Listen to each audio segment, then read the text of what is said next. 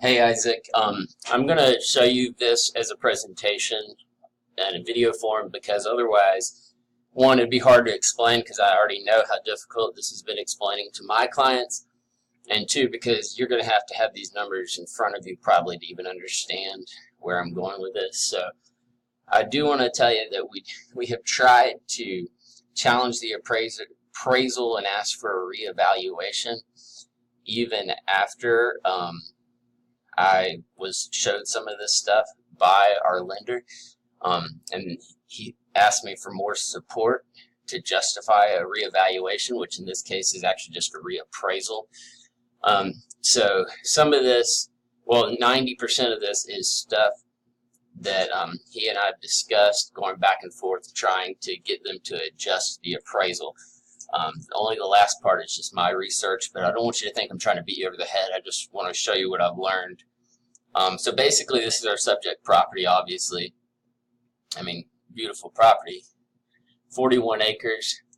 This is the first thing he showed me with the appraisal from First Commerce Bank. First of all, I looked into whether that appraisal could be reused, and it can't be. So I don't know if it's because some of the comps are too old or because they're just going to do a different one with every client.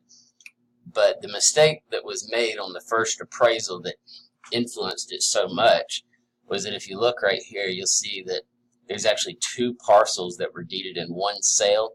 And I know you know, like when you develop land, this is real common where it'll show that the tax value is like $1 million when really you might have 80 townhomes and the tax record doesn't reflect that accurately. So what it looks like is that this parcel right here sold for $285, and then this other parcel, which didn't come up because it has a house on it, so she was probably looking for raw land, also shows that it sold for $285. So going and looking at it, you realize that they were both sold at the same time, and I actually paid to get those deeds just to be sure. So this is what actually sold. This is just where I highlight on the MLS. Any sales in the past 2 years, it pulls these up. Now they're over 1 year, so that may be part of the reason First Commerce won't use the appraisal. I didn't get a clear answer on that, but they did tell me it would have to be reappraised. And this is the aerial view of the northern property. This is the log cabin, I'm assuming, and this is the garage. It's 30 by 40 foot garage that was being used as a hangar. Not sure how you would keep a plane there, but who knows. Anyway, so this is that same sale again, and you'll see, just so those don't look like barns or something. So that one was, let's see, it's got a little square footage on here somewhere. There, built in 1987, 900 square feet. This is an old MLS. It actually, yeah, so 1987, it was actually, it looks like from the tax record, I don't know, it was assembled there, so I don't know how long it took him to assemble it. I did call the agent who had this back in the day and just made sure it was livable. You know, it had well water, septic tank, completely livable, 1 bedroom, 1 bath, you know, small little cabin. I'm assuming anything is worth, you know, I don't know, $70,000 to $80,000. Just being conservative, but I actually didn't take that into consideration when I ran the numbers looking at the appraisal. I just left that the way it was. So what I did here is I went through this appraisal. Now this is what I had originally sent to the lender and said, hey, what about these comps? Can you not use these comps? And so this is one thing he pointed out was a $2,000 adjustment. And the only reason he pointed this out, and again, I didn't take this into consideration when I kind of recapitulated the numbers here, is that he said that if anything, he felt like it should go the other way because it was usable growing land. Man, I don't know much about that, so I just left that out. I certainly see your property as more valuable. I think, if anything, we should have gotten a slightly higher adjustment. We did get some adjustment on the appraisal that was ordered from Farm Credit. So this is the 31 acres that Bank of Commerce used. And again, this lady wasn't a licensed appraiser. I mean, gosh, I could have made this mistake. But so she had it as 31 acres when actually it was 64 acres that sold for $285. And of course that had the house and the garage. So this number, not taking this or this adjustment into consideration, this number should have been $4,400 an acre instead of almost $9,000 an acre. And that was caught by my lender. The lender, when I said, could you possibly use those comps? So that actually brings the price per acre.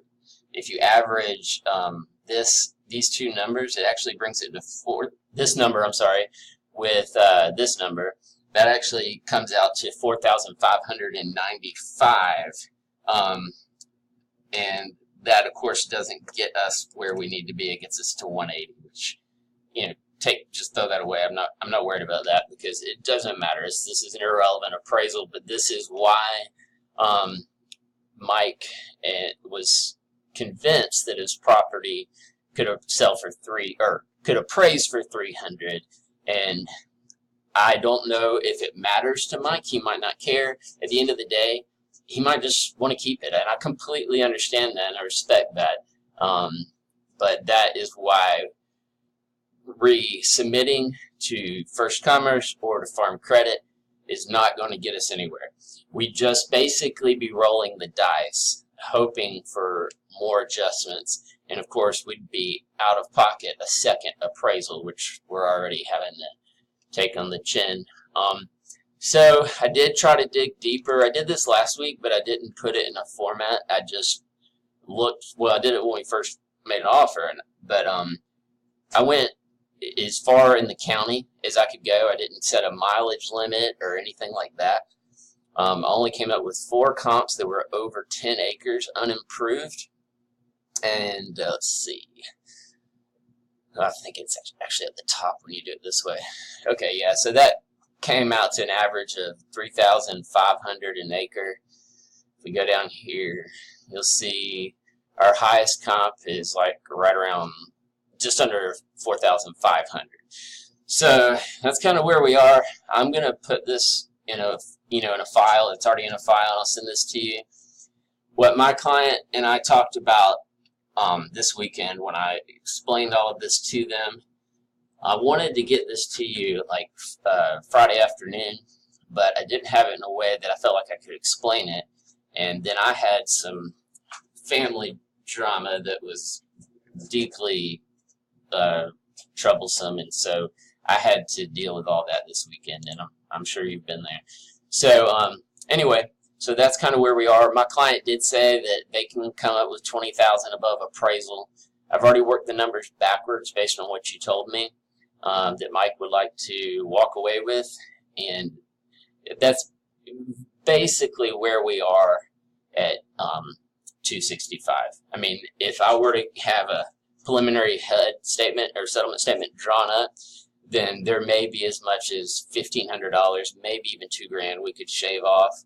But just using round numbers, which I usually use around 7.5% to 8% of soft costs after the attorneys get paid, and everything's recorded, taxes are paid, realtors are paid, all that. So we can come out of pocket 20 above our appraisal. I don't have it in front of me, but it was like 120. I don't remember if it was 121, 124. I don't recall, but it was low 120s. We can come out another 20,000 above appraisal. After that, it's not us being hard-headed. It's just money that's not there to make this deal happen. So I really hope for a solution. I don't want to see this go south. I know that, I've probably got Lord knows how much time in this, and they're lovely people to work with, so at least it's all been enjoyable. But I want to make this work. I took them out and showed them about 9 more properties, and I really wanted them to wait until we fleshed this all out. But I can slow it down if you think we still have a chance of working this out. If not, then they're wanting to make offers.